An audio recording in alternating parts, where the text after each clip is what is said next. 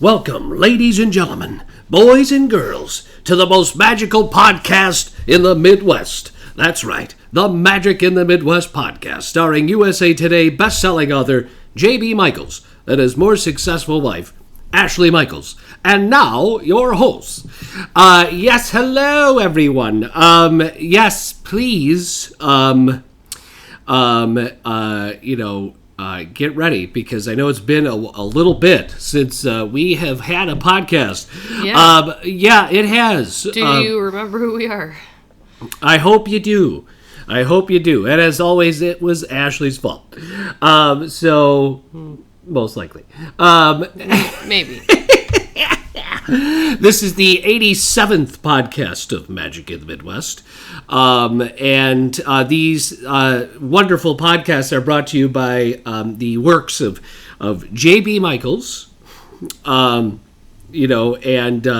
Guys, big news on the J.B. Michaels front. Just finished another manuscript, another rough draft, which is in the hands of my dependable and amazing and funny, brilliant editor.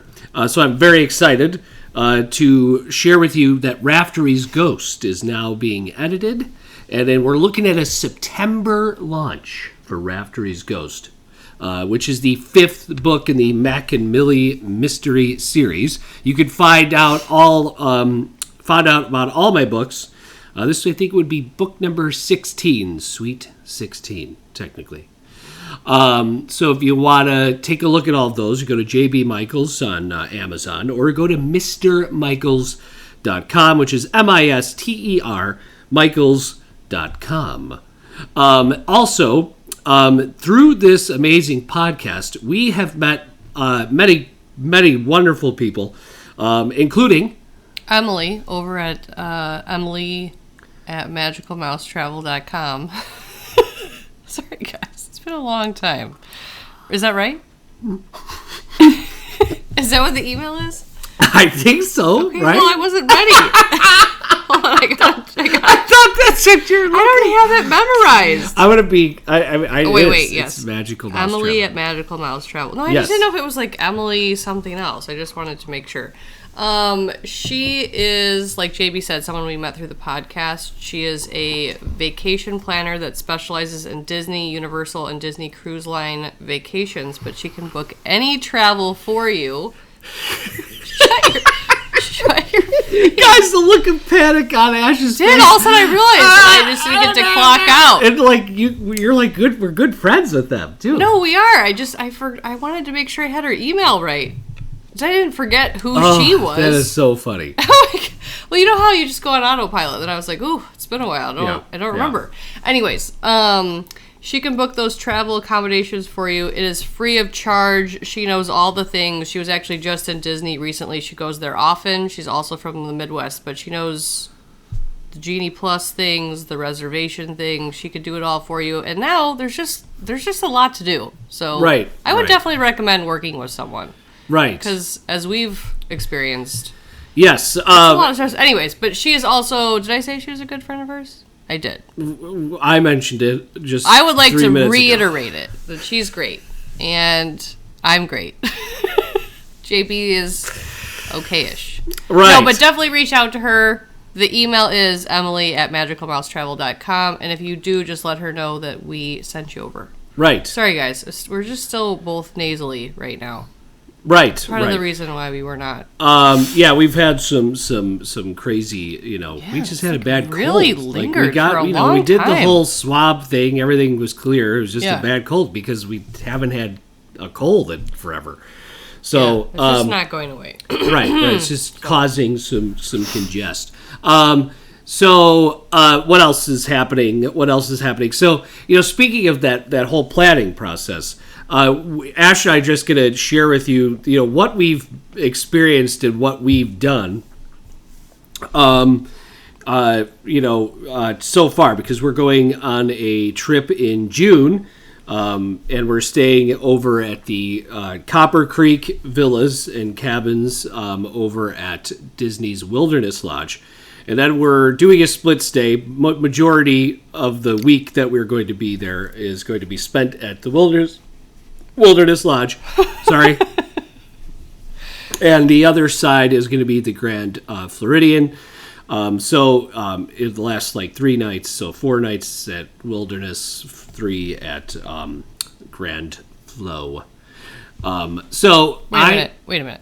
Grand Floridian. Yeah. What? Yeah, I don't like to say Grand Flow. You always say it, though. I hate it. I hate saying it like that. You've always said it like that. So this is just new. I just don't. No, it's not. I've not always said it like that. You have. You're a liar. Liar. I am, but not about this. Okay, so basically, let's kind of get people through like the process that we've done. So first off, we are DVC members. So we initially booked this trip early, so because we wanted to make sure that we got the dates. Right? Didn't we do it that way? Or no, did we just wait till 7 months out? Or did we do 11 months? No, I think we did 7. Oh, we just waited till 7. I think this time we did, but you should go through the other way to do it. Right. So our whole resort is Grand Floridian. So we could book 11 months out in advance to make sure that we've got a villa or a deluxe studio or whatever it is. If we book there. Yes. Yeah, if we book there. So that's our home resort. So that could be, somewhat difficult. Disney is responding to the demand of Grand Floridian DVC by building another DVC. They're not really building a new building. They're just renovating an existing building and converting it to be DVC rooms. So that is called Big Pine Key, I believe, and that's opening not long after we leave. Okay. From our trip I think it opens at the end of June. I believe they're selling it now. I don't know if it's sold out or whatever. It might probably be sold out already.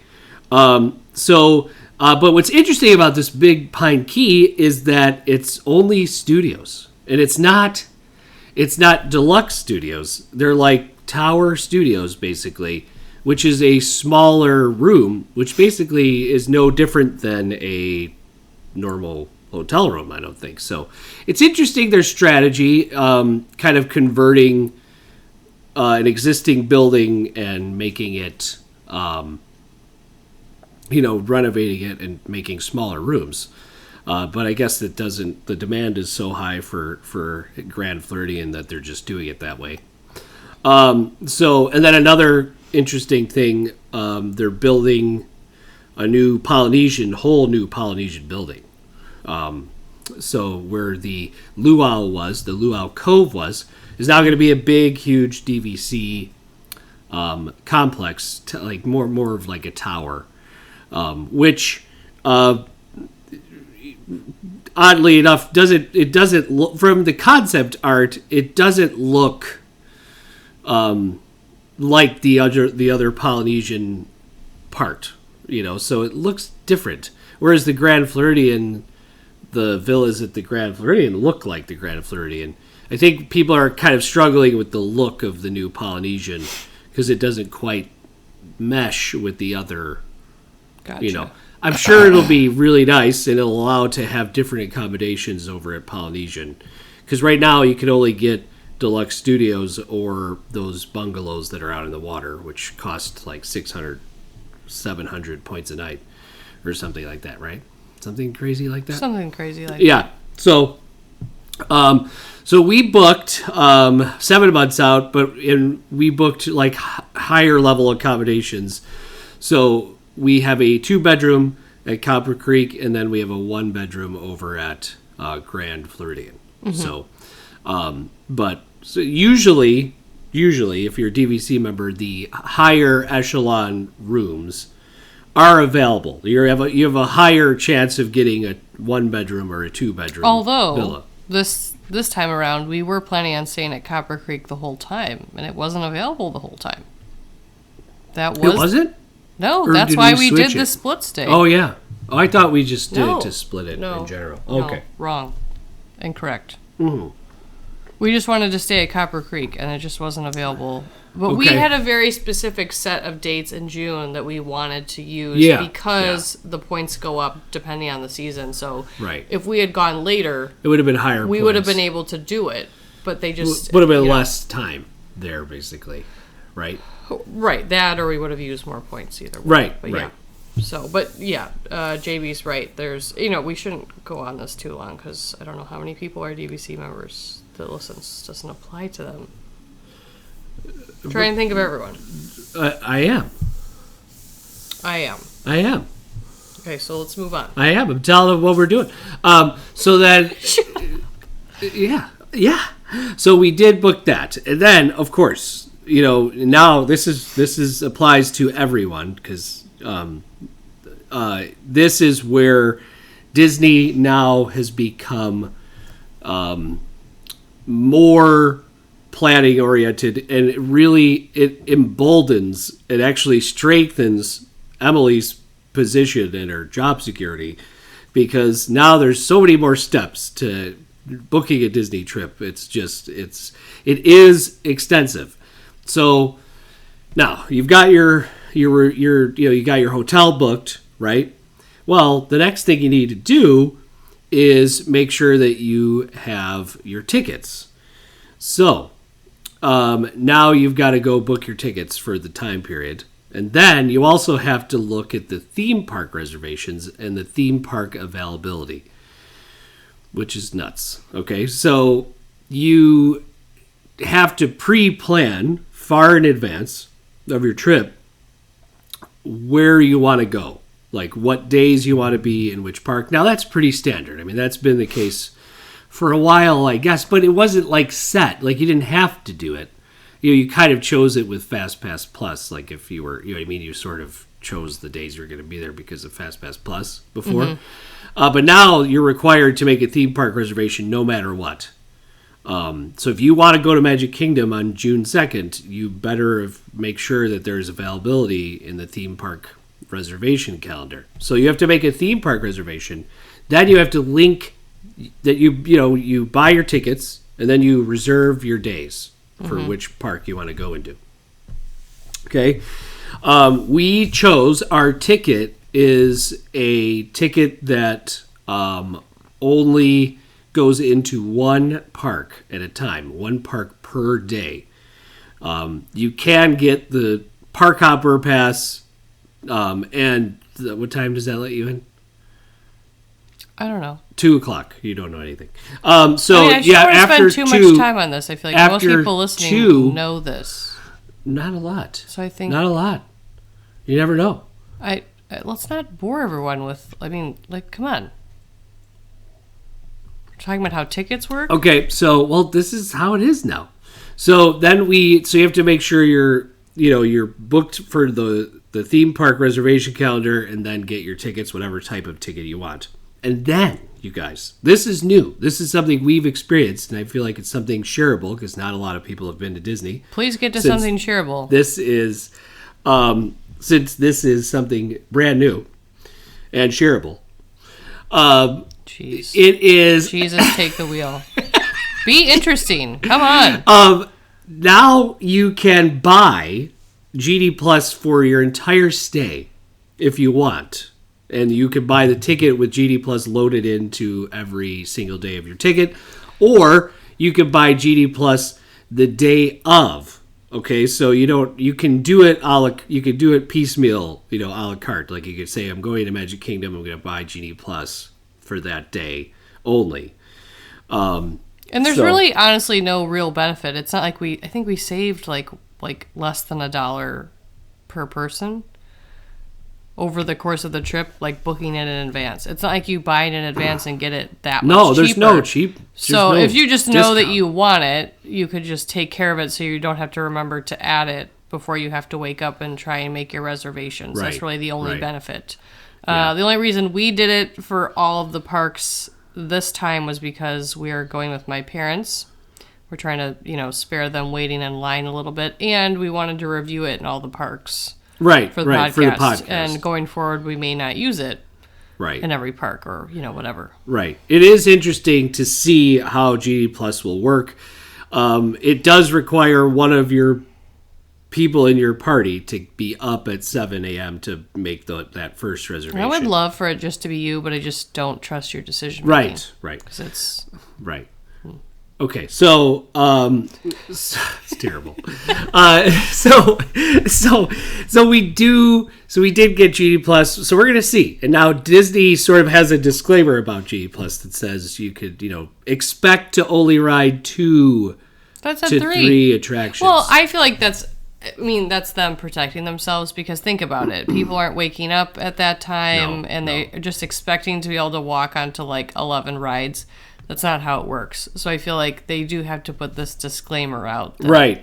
Because, they also advertise it as this amazing thing. And I think it can be used really well, but I think you have to know what you're doing. Yeah, there is all sorts of strategies now on the internet called stacking, where you can try and wait a little bit and make a reservation later in the day. Well, not wait. Make it right away, but make it for late later. in the day. Yeah. And then 2 hours later, you could get an earlier one, because you have to 2-hour freeze after you make a reservation. Unless you use it. You use it right away. So we're going to get into all that when we do the review, but to see how it is when we experience it. And for the record, Emily has used Genie Plus, so if you book with her, she has insight on that, and she'll be able to tell you. Oh yeah, has she told you? We've talked a little bit about it, but what'd she say? I'm not going to share it on the podcast here. Anything good? Not anything good about you. She only said bad things about you. Right. She said you can share this, but not with JB. Okay. I said I get it. Right.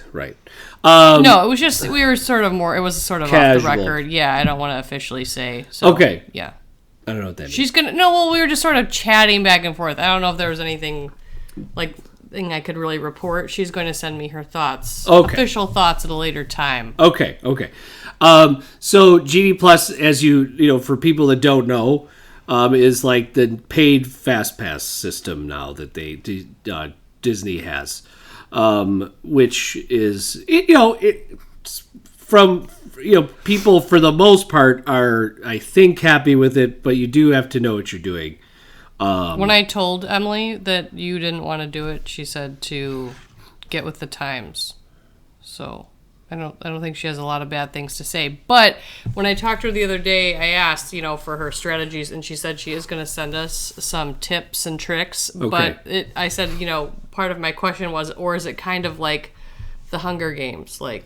And she's like, it kind of is. Ugh. So I feel like you kind of have to go, you have to be able to be flexible. Look at what's there in the morning and make a decision. You can't wallow and look at what's there and have the minutes you have to pass really by. Try. Just commit to something and then which move is why forward. I think we should pick a attraction we must do that we want first, right? And so we don't. Well, I don't know. I don't think necessarily hesitate. that. I just think if you have that and it's not till 5 and you really want to, you have to think about that. Right. Quickly. Yeah. Some of us can think quickly and other ones at the table struggle with that type of decision making. Right. So I take it you're going to be doing it. No. From this attitude I'm getting. Nope. You can handle it. Nope. All right, you can handle it. You're gonna take the app right off my phone. Why? Why are you gonna? This is your thing. But then you're gonna criticize me. Yes. So then that you do it. That is my thing. Then do it. No, you're gonna be criticized no matter what. That's how I feel happy. So. Right. So here's the other thing that we think is the case. That Magic Kingdom is a very heavy GD Plus driven park, as well as probably Hollywood Studios, and that Epcot and Animal Kingdom GD Plus is great in a way because you really probably won't have any problem using it. Think about it. How many rides do you really go on in Animal Kingdom? You've got Everest, you have Dinosaur, Flight of Passage, Navi River, Safari Ride. The Safari Ride. Yeah. I feel like there's just a lot more bang for your buck at Hollywood Studios and Magic Kingdom. Right. Epcot, Epcot Center. Yeah. So I don't know. You're right. It's interesting. I feel like if you wanted to get away with just 2 of the parks, you could just buy it for Magic Kingdom and Hollywood Studios. But we haven't officially tried it, so that's an unofficial statement. Right. So we will get to that, right? We will get to that and get back to you guys. So we did do the Genie Plus, and it did add a premium to our tickets that were already a premium. So, Not even really. I mean, we get a discount still. if we had a discount, yeah. So like it was a big, guys. What was the difference it's an overall for 5 of us for Genie Plus for the whole time? I could add $500. It was $86 per person. So That's not what I'm asking. what did You always what did answer you in ask? the most ridiculous terms possible. I said for the whole trip for all of Just us. do 86 times 5. It was 86 for all of us for a day. No, 86 per person. Per day. No, not per day. $86 for the whole trip per person. It's a For very Genie strange Plus. way of You giant idiots. that. No, That's how it was Everyone broken listening down is to me on the bill. that can't be. Yes, it is. Move on. You're a It math is. moron. No, I'm telling you, Keep that's going. what it is. Keep going. Let's move on. Anyway, Ash is gonna realize after she does the math that I was correct. I'm not gonna do the math. So it'll be interesting to see. This is a new experience, right, for us. Hopefully we go and we enjoy ourselves and have a great time. But it is an interesting thing. I think Universal has quite a advantage here. They could legitimately just say, "Come to our parks," and just come to the park. Like they don't have to. Yeah, there's no. I agree with that, and our trip there, that felt really great. But you have to remember that they're working with something totally different. They have the luxury of that's easy for them. Right. With Disney, that's not the case. Right. You think about it. The buses at Universal go to the hotel to City Walk, to the hotel to City Walk. That's it. They don't have to go to 4 different parks. Right. Everything is right there. I mean, I'm not saying that. I think Universal is making really good decisions right now, Right. and other places Yeah. aren't Yeah. Right. completely. I mean, now I will say this, you guys. We are the Magic in the Midwest podcast. I will say that in this arena, or like little subgenre of podcasts, right? Disney podcasts, theme park podcasts. It has been difficult the last couple of years. I do believe in this is just me and history. Because I taught it for a long time.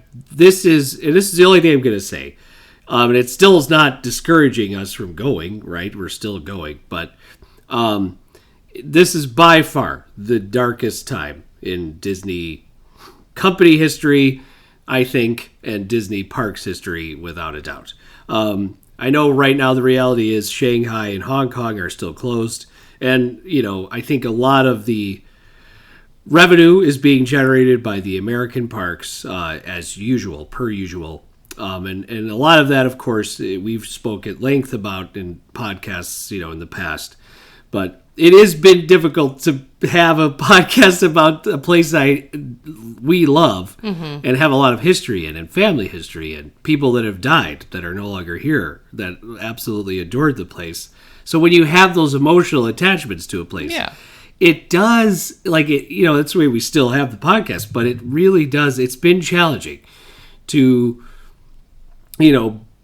have like a podcast and be just okay, try and be positive.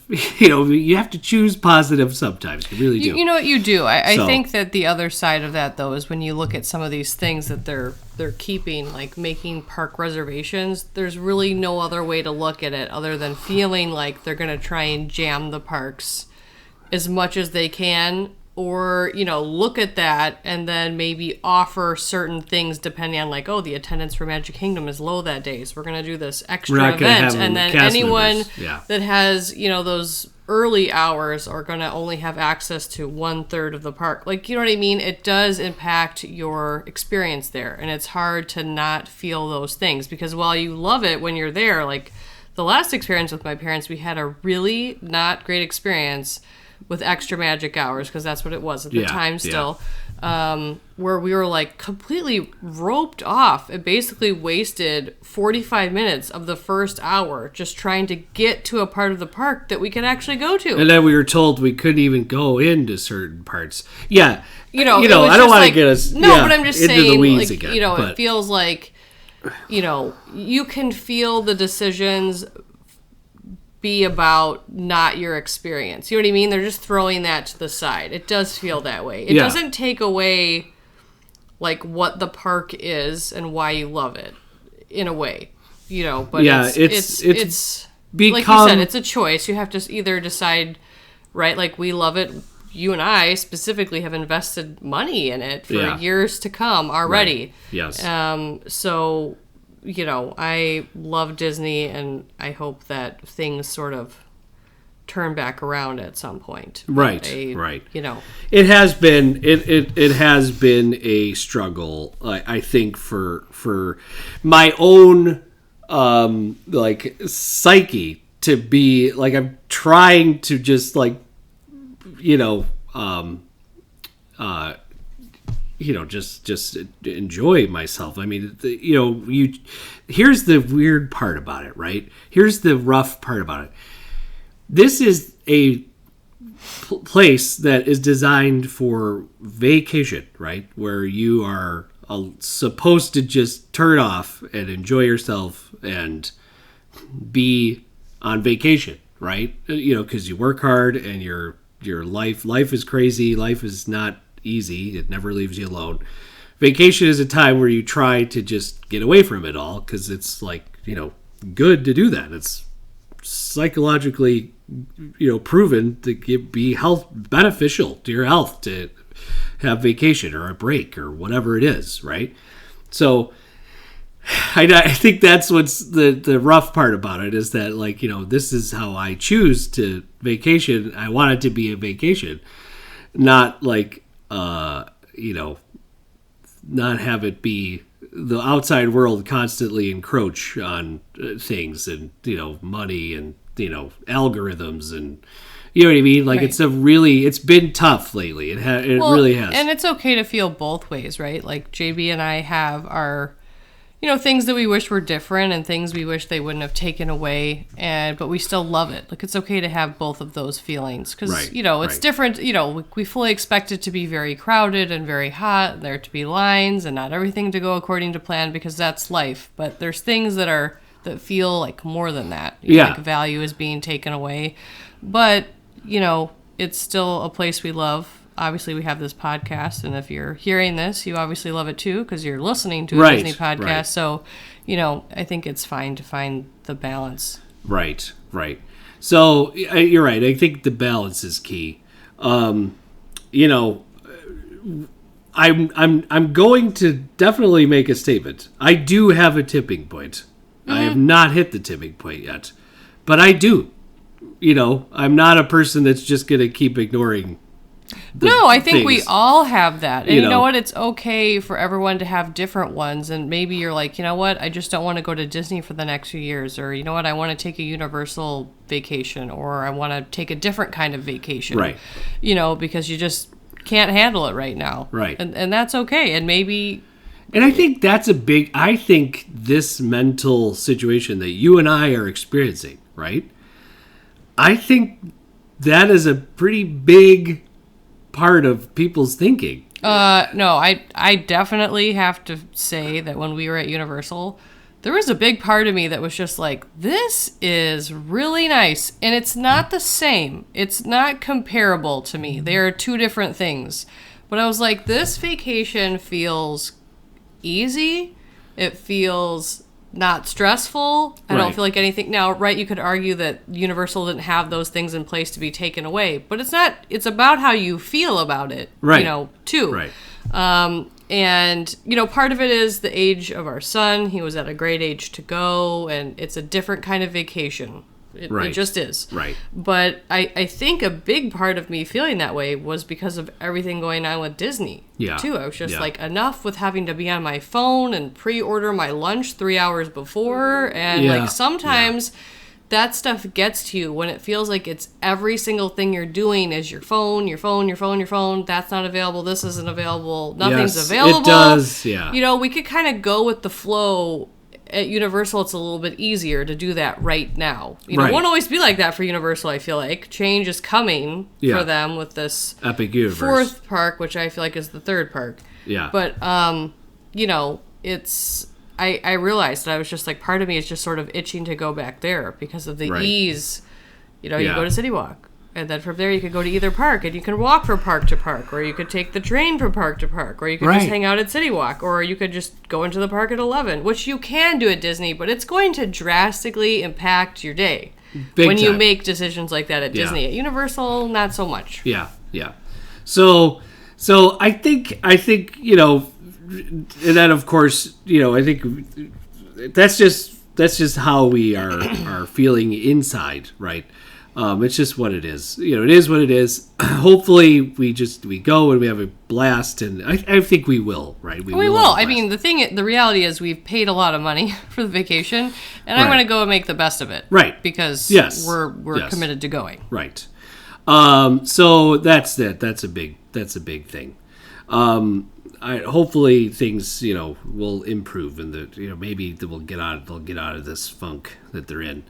So yeah, we did, and then we had dining. We did do our dining reservations. You have to wait 60 days in advance to do that. So, which is cool. So we did get a couple cool reservations, which we're excited about. Mm-hmm. We'll talk about those. We'll review those later. You know, so, and then I think maybe this podcast itself is going to try and help us a little bit. So we're going to talk about today just some of our traditions that we have at each park, that Ashley and I share. I mean, obviously, our traditions can be from a long time ago, but we're going to talk about our traditions at each park. So what do you want to start with, Ash? Which one? I think we should start with MK. I mean, I know we would, you know, maybe you would say to end there, but I think we should start there. Okay, start at MK. So what is our usual tradition? So the one thing that's consistent for all the parks is that we tend to do split days in the park, meaning that we wake up early and we get into the park when it opens. We don't usually sleep in till 10 and get to the park at 11. We get up, we get going. Yeah. You know, usually we don't spend actually that much time on Main Street when we walk in. I feel like we usually spend time on Main Street when we're leaving. Yeah. It's typical for us. We don't really go into a lot of the shops. We're kind of anxious to get in. Yeah. And I know this is always the thing people always ask. We tend to turn left at the hub and go into Adventureland. That's the way we usually go around the park in that order, unless, you know, we have certain, you know, now Genie Plus, but Fast Pass reservations in the past. Right. But that would be the first thing that I would say is we typically go in and turn to the left. Yes. And we, you know, usually try, and a lot of times, and this has just been proven again and again, that by going in early, we do get on a lot of attractions pretty quickly. That one time, I think it was a few years ago, I think we actually got on 8 things in the first like hour and a half or something. Yeah. It was crazy. Harrison was little. Yeah, we got on. I think he was 3 or something. Yeah. Yeah. So that still does work. You know, you still can do that, which is and I think, you know, to reiterate, that makes the most sense in Magic Kingdom and Hollywood Studios, because those two parks are a little bit more compact. You know, you can kind of get from attraction to attraction pretty quickly. At Epcot, you lose time a little bit quicker, but it's still worth it, I think, in all the parks, also because of the heat. Yes. Go ahead. Yes. Sorry. So we do that. So Ash is right. We kind of get in, and we do our thing in the park, try and get out as many attractions. I want to add one more thing. Yeah. Sorry. We usually don't eat breakfast in the park. Rarely. We don't. We usually eat breakfast at the room. We'll go grab something quick, and you'll already have coffee. So we're not really standing in lines for that either, which is totally fine. It's just not something that we usually do. Yeah, we usually don't. So we and then like we're usually in the park till about 1, you know, maybe noon to 1 is like, you know, when we and we usually get a snack and like a slushie. Yeah, you know, because it gets really warm. Really cool you off. Yeah, with slushies are definitely like definitely worth it. Try and find a good slushy spot. I think there is one by Tortuga, and like Pico's Bills. So I think there is a spot over there where we could get some of that. And usually get with like a snack, like a pretzel or something, and we share it, and then we usually just head out and go back to the pool, eat some lunch, get some food back at the resort, or if we had food back at the resort. And then we hang out at the pool. We go back, and then the tradition we have at MK, we like to do Big Thunder at night. Mm-hmm. Like that's kind of a priority. We like doing that a lot. So if we can make that work, we usually do. I also like to do Jungle Cruise at night if I could choose. I prefer to do it at night. Right. Yeah. And we also have Gaston's has a good LeFou's Brew is a really good. It's like frozen apple juice, so it's another slushie. So if you want to get that, and then you can get a Goofy Glacier over at the Big Top by Dumbo. So those are places you could get slushies as well. So yeah, we usually try to do Big Thunder, Adventureland at night. Usually Jungle Cruise at night is something we like to do because it's way cooler at night, I think. And then we also head on over to, we do what we can, and then when we leave, we usually stop into the Emporium and get a huge Mickey Mouse head. Mickey Mouse Rice Krispie treat. They have giant ones. Mm-hmm. At least they used to. And we start eating it when we walk out of the park, and it's usually half gone by the time. Yeah, we just crank it open. Sometimes we buy two, but usually we get one. Usually we'll get two this time though. Right. But yeah. And we're not people usually that will go wait for the longer lines in the morning. Like some people run in and get in line for Seven Dwarfs Mine Train or Space Mountain. Yeah. We don't usually do that, at least not in this phase of life. We tend to more go try and do Small World, Haunted Mansion, Peter Pan's Flight. We'll try and get a bunch of not little ones, but Now, here's the thing. When Tron opens, are we going to switch that? Well, I feel like that was partially because Harrison's 7 now, so we weren't going to bring him in and then just have him wait in one line for a ride he probably wasn't going to go on. Yeah. But that could be switching soon. Yeah. There's nothing wrong with that way of doing it. We just haven't done it, and so you usually either get one of those big rides done or maybe a couple or a handful of the not so crazy busy attractions. Right. But yeah, and you have to be careful because rides like Seven Dwarfs Mine Train sometimes have a breakfast combo early special ticket event, and sometimes even when you get in at the beginning of the day, there's already a huge line. Right, because they figured out a way to monetize that situation. Of course. Yes. It is a business. It is. So we usually, end our night, with the Emporium or, the confectionery visit. And we also go into the Emporium too. But yeah, that's probably one of our biggest things, right? Is doing all of that. We just love Main Street. I could spend Main Street at night is just Street. Awesome. It's just the glow, the yellow glow of all those, But yeah, I know it's not an option that a lot of people think they should do, but I think the split day is great. You avoid the hottest part of the day, the part of the day that's the busiest. Yeah. I know people that stay all day, and during that time they get on 1 or 2 rides in that 4 or 5 hours. Yeah. And it really is a great reset to go back, get in the air conditioning, lay down, go to the pool, and then come back out refreshed. So we do typically get up early and stay up late, but we have that break in 4 or 5 hours in the middle of the day. That's a break. Right. So that's how we do it. Yeah. So that's definitely how we. And that's something that JB's family has done for a really long time. Right. I do think the break is really important.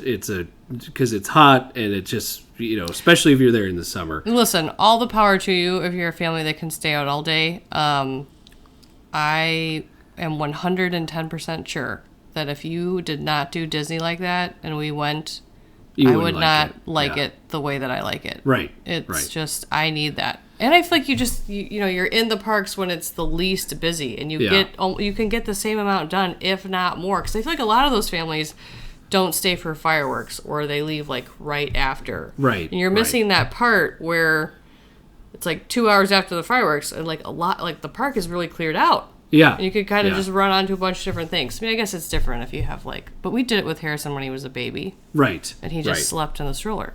Yes. Yes. So yeah, I mean it's it is what it is. It's a we that's how we like to do things. Some quick service places we like it at Magic Kingdom and Traditions is Pico's we Bills. do Pico's Bills, but we also do Pinocchio's Village House too. I feel like those Yeah. are two. Feel like we might have those might be equally.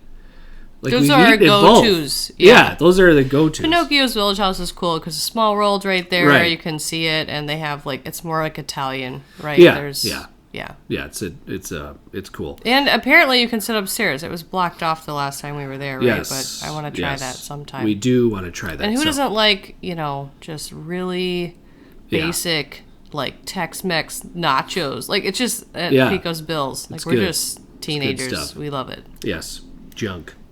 Junk food. So that's our traditions over at Magic Kingdom. Do you want to go into Epcot and then just what do you want? What Yeah, do we, let's what do are, Let's do Epcot. what are- What are? I can't see the time. we'll do Epcot and then we'll call save the it. rest. Yeah, Okay. we'll save the other twos. So Epcot Center, which no longer it hasn't been called Epcot Center in forever. I just like saying it because that was the original way to say it.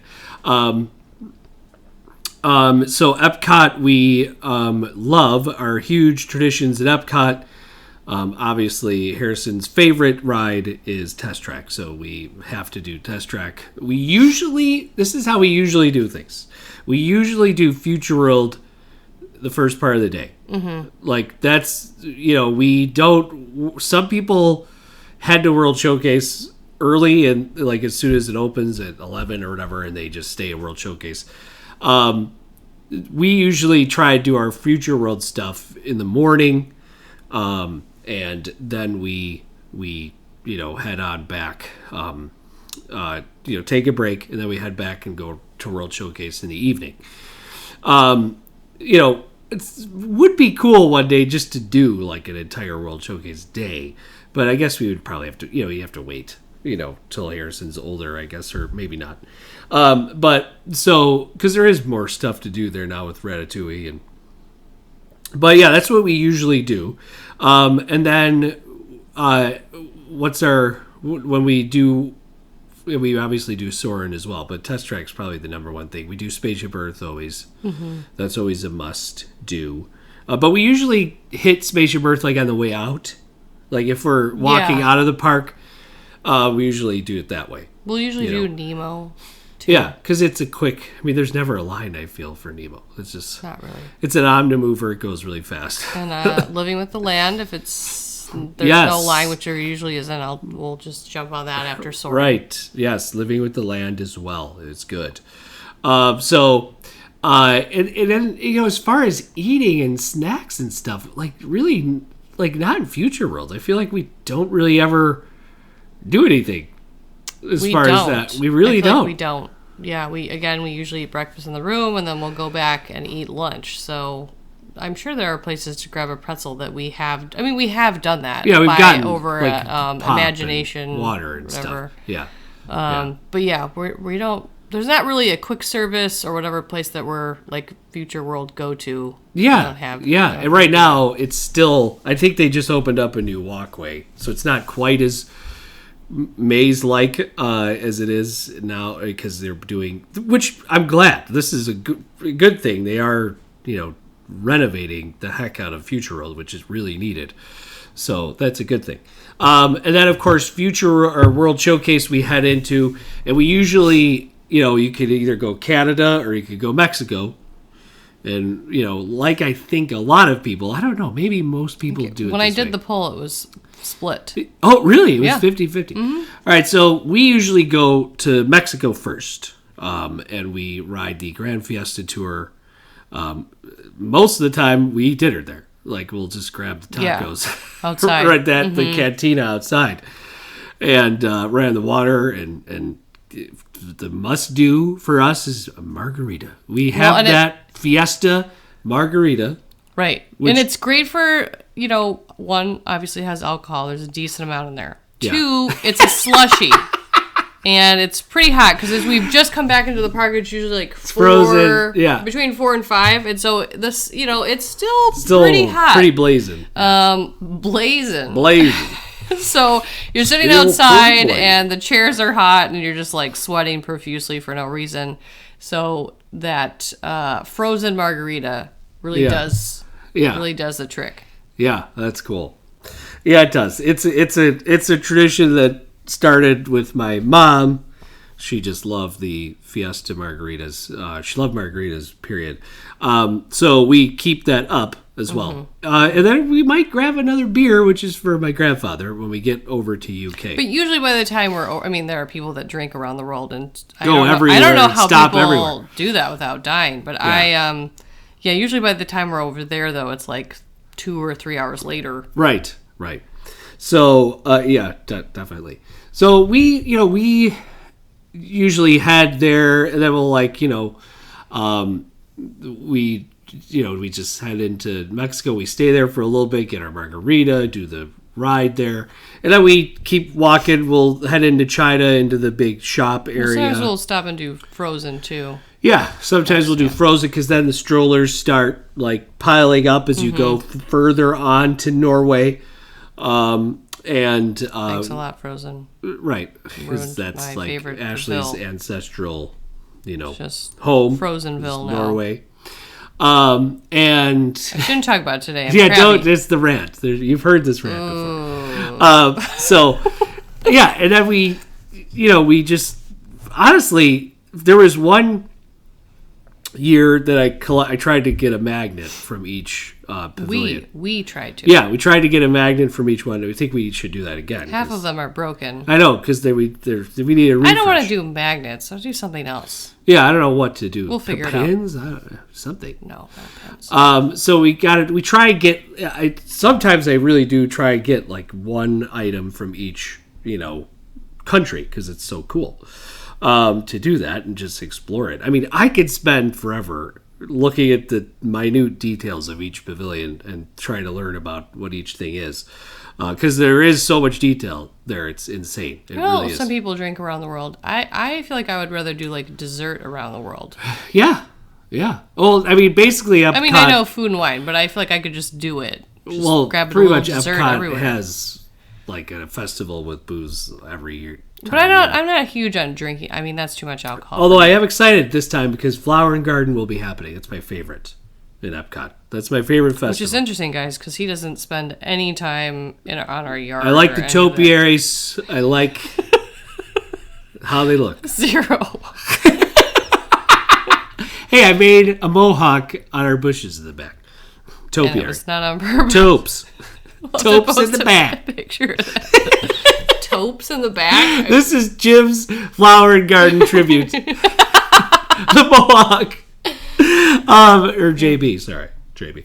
Gotta stick with the brand. No, but we usually, and then, I just love every like part of World Showcase. There's just so much awesomeness packed into it. I just really love, and I love the mosaic tile in the Morocco pavilion. It's just, there's so many cool things. There's so many neat things and places to go and things to do there.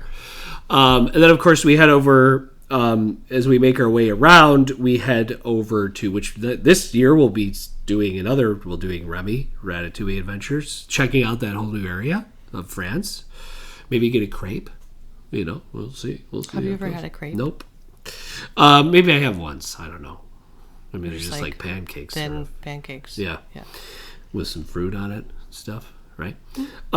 So we'll try that out. And then we usually stop at the Rose and Crown because that was my grandfather's favorite, my mom's dad.